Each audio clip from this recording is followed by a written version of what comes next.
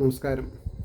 ശ്രീമദ് ഭാഗവതം മൂലം പ്രഭാഷണം ഭാഗം 304.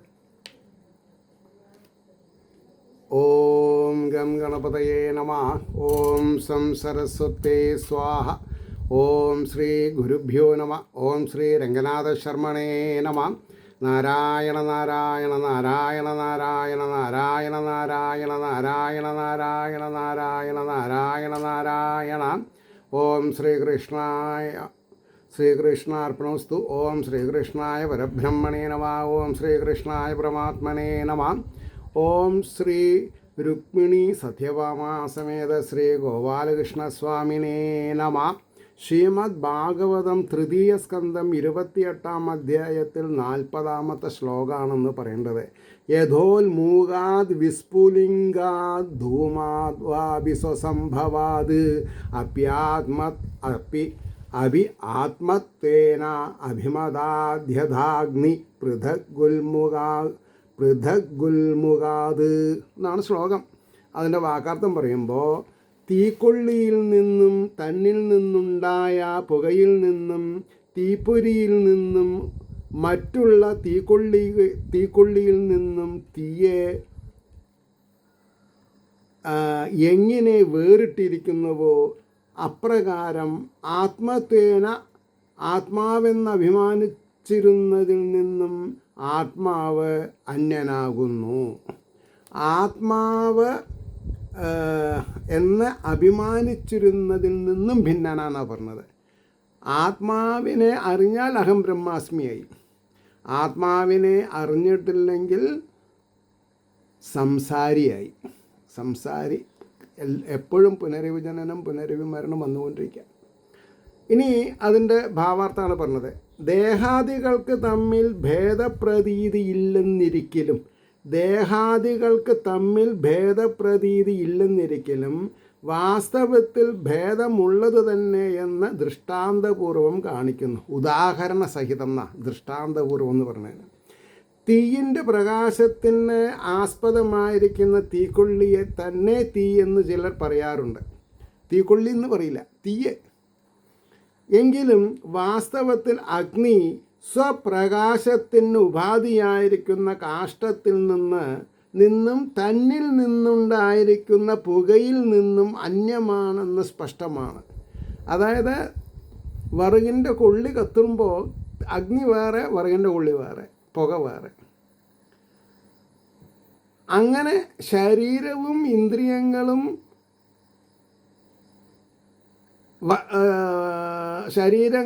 ശരീരത്തിൻ്റെ ഉള്ളിലും ഇന്ദ്രിയങ്ങളെ പ്രവർത്തിക്കുന്നതുമായ ബ്രഹ്മതേജസ് ആത്മാവ് വേറെയാണ്. 41.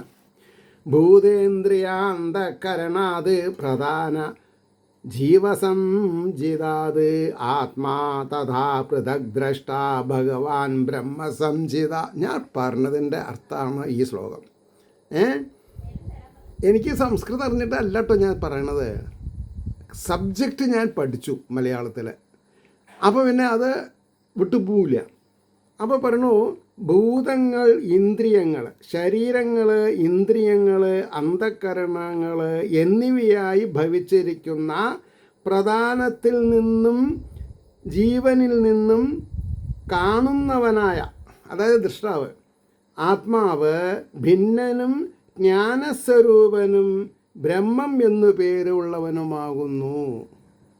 ഓരോരുത്തരുടെയും ബ്രാഹ്മണ, ക്ഷത്ര, വൈശ്യ, ശൂദ്ര, സ്ത്രീ, പുരുഷ, നപുംസിക ആൾക്കാരിൽ ഉള്ളിൽ ഇരിക്കുന്നത് ആ അന്തര്യാമിയായിട്ടും ഗൂഢസ്ഥനായിട്ടും സർവജീവ ഗുഹാശയനായിട്ടും ഇരിക്കുന്നത് ബ്രഹ്മമാണ് എന്നുള്ളത് മനസ്സിലാക്കണം. ആ ബ്രഹ്മം ഞാൻ തന്നെ എന്നിലാണ് എന്ന് മനസ്സിലാക്കുന്നതാണ് വിശേഷബുദ്ധി. അതാണ് അഹം ബ്രഹ്മാസ്മി, വേറെ ആരുമല്ല. അപ്പോൾ അതിൻ്റെ ഭാവാർത്ഥം പറയണം. അതുപോലെ ഭൂതങ്ങൾ, ഇന്ദ്രിയങ്ങൾ, അന്ധകരണങ്ങൾ എന്നിങ്ങനെ പരിണമിച്ചിരിക്കുന്ന പ്രകൃതിയിൽ നിന്നും അതിനെ ചേഷ്ടിപ്പിക്കുന്ന ബുദ്ധി, പ്രതിബിംബഭൂതനായ ജീവനിൽ നിന്നും ഭിന്നനാകുന്ന പരമാത്മാവ്, ജ്ഞാനസ്വരൂപനും ബ്രഹ്മം എന്ന് പറയപ്പെടുന്ന സത്യാനന്ദസ്വരൂപനുമാകുന്നു. സത്യവും ആനന്ദസ്വരൂപനുമാകുന്നു എന്നാണ് അർത്ഥം പറയാം. ഇനി 42 സർവഭൂതേഷു ച ആത്മാനം സർവഭൂതാനി ച ആത്മനി ഈക്ഷേതാനന്യഭാവേന ഭൂതേഷ് ഇവ തദാത്മതാം. സർവഭൂതങ്ങളിൽ, എല്ലാവരിലും എന്നർത്ഥം, ആത്മാവിനെയും ആത്മാവിൽ സർവഭൂതങ്ങളെയും ഭൂതങ്ങളിൽ തൽസ്വരൂപത്തെ എന്ന പോലെ, സ്വന്തം സ്വരൂപത്തെ എന്ന പോലെ അഭേദമായിട്ട് കാണണം, ഭേദമില്ലാതെ കണ്ട് കാണണം. അതിൻ്റെ ഭാവാർത്ഥം ഇനി വരുന്നത്, സകല ചരാചരഭൂതങ്ങളിലും A to Z മുതൽക്ക് എല്ലാവരിലും ആത്മാവ് വസിക്കുന്നു. അപ്പോൾ പിന്നെ ആരോടെ മാറി നിൽക്കാൻ പറയാ? എല്ലാവരും അല്ലേ? സർവഭൂതങ്ങളും ആത്മാവിൽ വസിക്കുന്നു. നിമിത്ത കാരണമായിരിക്കുന്ന നിലയിൽ ഭേദത്വേന പ്രകാശിച്ചാലും സർവോപാദാന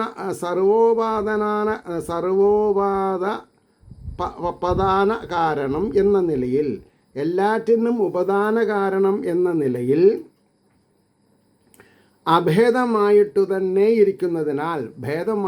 ഇരിക്കുന്നതിനാൽ കാണപ്പെടുന്ന സർവവും ആത്മാവിൽ നിന്ന് അന്യമായിട്ടുള്ളതല്ലെന്ന് കാണണം. ആത്മാവില്ലെങ്കിൽ ഇതൊന്നും വർക്ക് ചെയ്യില്ല. ഘടം, ശരാവം എന്ന മൂർത്തിഭേദത്താൽ നാമവും രൂപവും വെവ്വേറെയാണെങ്കിലും മണ്ണ് എന്നുള്ള നിലയിൽ ഒന്നായിട്ട് തന്നെ ഇരിക്കുന്നത് പോലെ പക്ഷി, മൃഗ, മനുഷ്യ, ദേവാദി ഭാവത്തിൽ ഭിന്നങ്ങളായി കാണപ്പെടുന്ന സകലവും ഏകനായ ആത്മാവ് തന്നെ എന്ന് അറിയണം, കാണണം. 43 സ്വയോനിഷു യഥാ ജ്യോതിരേകം നാനാ പ്രതീയതേ യോനീനാം ഗുണവൈഷമ്യാത് തഥാത്മാ പ്രകൃതോ സ്ഥിത. തൻ്റെ ഉൽപ്പത്തി സ്ഥാനങ്ങളിൽ ഏകമായിരിക്കുന്ന അഗ്നി ഉൽപ്പത്തി സ്ഥാനങ്ങളുടെ ഗുണഭേദം ഹേതുവായിട്ട് അനേക രൂപമായിട്ട് ഏതുവിധം കാണപ്പെടുന്നു. അപ്രകാരം പ്രകൃതിയിൽ ഇരിക്കുന്ന ആത്മാവ് അനേകമായിട്ട് കാണപ്പെടുന്നു. ഇനി അതിൻ്റെ ഒരു പ്രിയാമ്പിള്, പിന്നെ അതിൻ്റെ കൺക്ലൂഷൻ. എങ്ങും വസിക്കുന്നത് ഏകാത്മാവായിരിക്കെ നാനാത്വ പ്രതീതിക്ക് കാരണം എന്താണെന്ന് അതിനെ വിവരിക്കുന്നു. നാച്ചുറൽ ക്വസ്റ്റ്യനാണത് അല്ലേ? അഗ്നിയുടെ പ്രകാശത്തിന് കാരണമായിരിക്കുന്ന കാഷ്ടാദി പദാർത്ഥങ്ങളുടെ, കാഷ്ടാദി എന്ന് പറഞ്ഞാൽ മരക്കമ്പുകളുടെ, വറുകുകളുടെ എന്ന് പറയാം, ആകൃതി ഭേദം നിമിത്തം അതാത് കാഷ്ടങ്ങളിൽ വിളങ്ങുന്ന അഗ്നി ചെറുത്, വലുത്, വളഞ്ഞത്, നീണ്ടത് എന്നിങ്ങനെ ആകൃതി ഗുണങ്ങളോട് ചേർന്നതായിട്ട് കാണപ്പെടുന്നത് പോലെ പ്രകൃതി കാര്യങ്ങളായ പക്ഷി, മൃഗ, മാനുഷ, ദേവാദി ശരീരഭേദങ്ങൾ നിമിത്തം അതാത് ശരീരത്തിൽ വസിക്കുന്ന ആത്മാവ് ഭിന്നനെന്ന പോലെ കാണപ്പെടുന്നു. പക്ഷെ ഭിന്നനല്ല എന്നാണ് പറഞ്ഞത്. ഉപാധിഭേദമാണ് ഇതിന് കാരണം, വാസ്തവഭേദമല്ലെന്ന് ധരിക്കണം. ബ്രഹ്മം ഏക, അതാണ് പറയാൻ കാരണം. 44 തസ്മാദ് ഇമാം സ്വാം പ്രകൃതിം ദൈവീം സദസദാത്മികാം ദുർവിഭാവ്യാം പരാഭാവ്യാ സ്വരൂപേണ അവതിഷ്ഠതേ. അതിൻ്റെ വാക്കാർത്ഥം എങ്ങനെ പറയാം? അതുകൊണ്ട് പുരുഷൻ കാര്യകാരണ രൂപേണ പരിണമിച്ചിരിക്കുന്നതും രൂപഭേദം വന്നിട്ടുള്ളതും ഈ ഇന്ന വിധമായിരിക്കുന്നതെന്ന് നിശ്ചയിപ്പാൻ കഴിയാത്തതും, ആത്മാവിനെ പറ്റി, ജീവനെ പറ്റിയിട്ട് നമുക്കൊരു ഡിസ്ക്രീറ്റ് ഇത് പറയാൻ പാടില്ല. ഈശ്വരനെ സംബന്ധിച്ചതെന്ന് നിശ്ചയിപ്പാൻ കഴിയാത്തതും ഈശ്വരനെ സംബന്ധിച്ചിരിക്കുന്നതുമായ സ്വ അജ്ഞാനത്തെ അതിക്രമിച്ചിട്ട് സ്വരൂപഭൂതമായിട്ട് ഇരിക്കുന്നു. സ്വരൂപഭേദമായിട്ട് ആത്മാവ് ഇരിക്കുന്നു എന്നർത്ഥം. പ്രകൃതി പുരുഷനെ ഒരു കാലത്തും വിട്ടിരിക്കാത്തതിനാൽ മുക്തി എങ്ങനെ സാധിക്കും എന്നുള്ള ചോദ്യത്തിന് പറഞ്ഞ ഉത്തരത്തെ ഉപസംഹരിക്കുന്നു. മുനി പറഞ്ഞ വൈരാഗ്യ ഭക്തിജ്ഞാന സാധനങ്ങളുടെ സമ്പത്തി നിമിത്തം അവൈലബിലിറ്റി ഭഗവത് ഭക്തൻ ദേവമനുഷ്യാദി ശരീരങ്ങളുടെ കാരണമായിരിക്കുന്നതും ജീവാത്മാവിന് മോഹത്തെ ജനിപ്പിച്ചിരിക്കുന്നതും അചിന്ത്യമായ, ചിന്തിക്കാൻ പറ്റാത്തത്, അചിന്ത്യമായ മാഹാത്മ്യത്തോടു കൂടിയതുമായ ഈശ്വരമായയെ ഈശ്വരകാരുണ്യം നിമിത്തം അതിക്രമിച്ചിട്ട് ബ്രഹ്മസ്വരൂപനായിരിക്കുന്നു. പിന്നെ സംസാരത്തെ പ്രാപിക്കുന്നില്ല. മുമുക്ഷുവായി കഴിഞ്ഞാൽ പിന്നെ ഈ സംസാരമില്ല എന്നർത്ഥം. അതൊരു പ്രമാണം പറഞ്ഞിട്ടാണ് അവസാനിപ്പിക്കുന്നത്. തസ്യ താവദേവ ചിരം യാവന്ന വിമോക്ഷേ അധസമ്പത്സ്യതേ.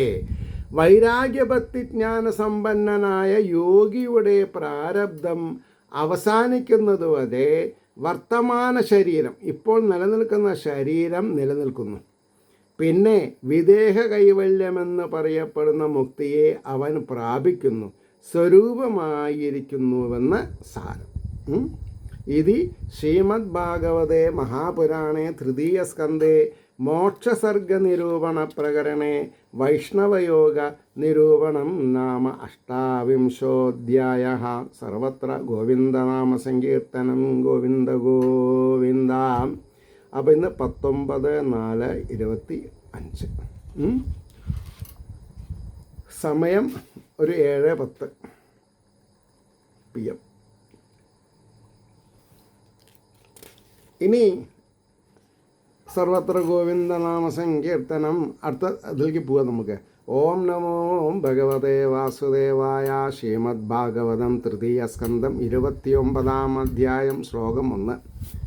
ദേവഹൂതിരുവാച. 1-2 ശ്ലോകങ്ങൾ ഒന്നായിട്ട് പറയുന്നുണ്ട്. ലക്ഷണം മഹദാദീനാം പ്രകൃതേ പുരുഷസ്യ ച സ്വരൂപം ലക്ഷ്യതേ അമീഷാം യേന തത് പാരമാർത്ഥികം. അതിൻ്റെ പരമാർത്ഥ സ്വരൂപത്തെ പറഞ്ഞു തരണം എന്ന് സ്വന്തം മകനായിട്ടുള്ള എന്താണ് പറയുക, ഋഷീശ്വരനോട് അങ്ങനെ പറയാം നമുക്ക് തൽക്കാലം. സാഖ്യായോഗത്തിൻ്റെ പ്രതിനിധി അല്ലേ, സാഖ്യായോഗത്തിൻ്റെ പ്രതിനിധി പറഞ്ഞു എന്നാ. അപ്പോൾ പറഞ്ഞു തത് പരമാർത്ഥികം യഥാസംഖ്യേഷു കഥിതം യന്മൂലം തത് പ്രചക്ഷതേ ഭക്തിയോഗസ്യ മേ മാർഗം ബ്രൂഹി വിസ്തരശ പ്രഭോ. അപ്പോൾ അതിൻ്റെ വാക്കാർത്ഥം പറയാം.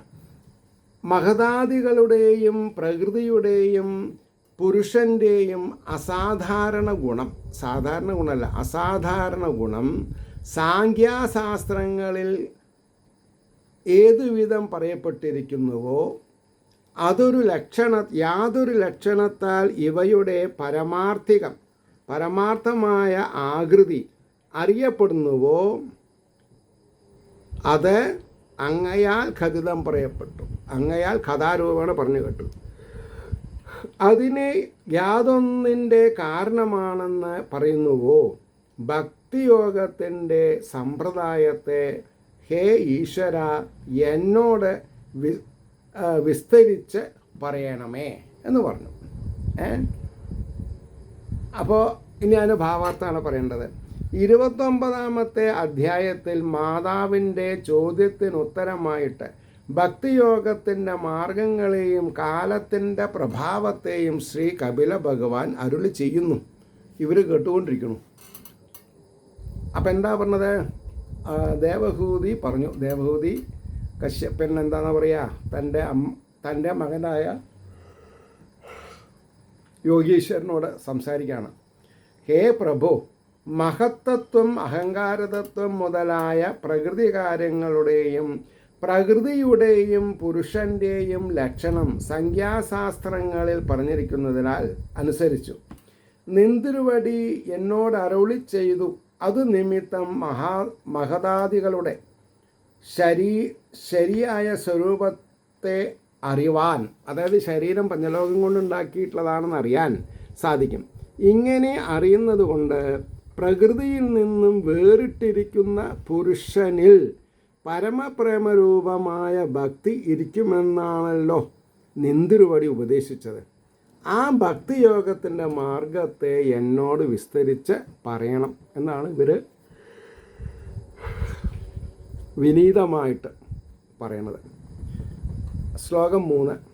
വിരാഗോയേന പുരുഷോ ഭഗവാൻ സർവതോ ഭവേത് ആചക്ഷജീവലോകസ്യ വിവിധാമമ സംസൃതി.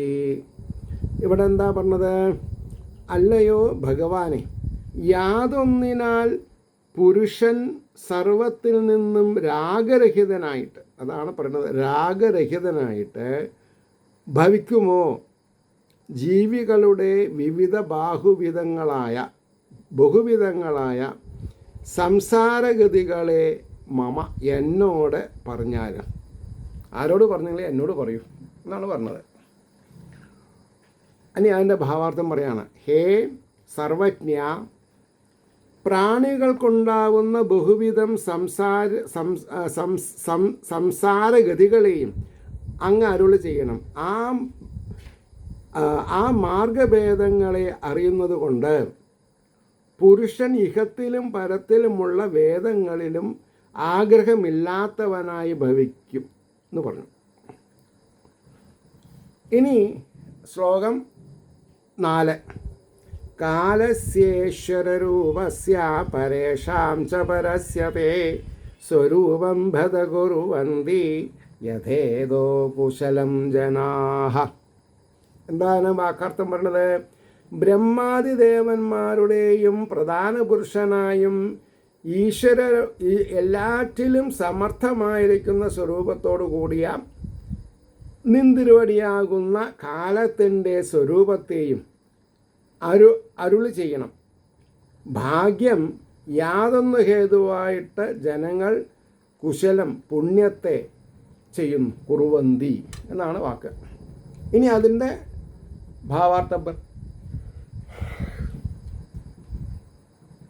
ഈശ്വരനായ നിന്തിരുവടിയുടെ സ്വരൂപമായി തന്നെ ഇരിക്കുന്ന കാലത്തിൻ്റെ വൈഭവത്തെയും അരുളി ചെയ്യണം. എല്ലാറ്റിനും ക്രമത്താൽ രൂപമാറ്റത്തെ ജനിപ്പിച്ച് സംസാരിക്കുന്ന ശക്തിസ്വരൂപമായ കാലം സ്വതേ അപരിച്ഛിന്നമാകയാൽ ഈശ്വരൻ്റെ നിത്യമായ സ്വരൂപം തന്നെയാകുന്നു. ആ സ്വരൂപത്തെ ഭയപ്പെട്ടുകൊണ്ടാണല്ലോ സകല ജനങ്ങളും പുണ്യകർമ്മങ്ങളെ ചെയ്യുന്നത്. സകല ലോകങ്ങളും കാലക്രമത്താൽ നശിക്കുന്നു. അപ്പോൾ വൈരാഗ്യം ജനിക്കുന്നു. അതിനാൽ കാലസ്വരൂപ വിജ്ഞാനം പറയണമെന്ന് അപേക്ഷിച്ചിരിക്കുന്നത് എന്ന് ഡീറ്റെയിൽ ആയിട്ട് പറഞ്ഞു. ഇനി 5-ാമത്തെ ശ്ലോകമാണ്, ശ്രദ്ധിക്കാം. ലോകസ്യ മിഥ്യാഭിമതേരചക്ഷുഷാ ചിരം പ്രസുപ്തസ്യ തമസിന്നാശ്രയേ ശ്രാന്തസ്യ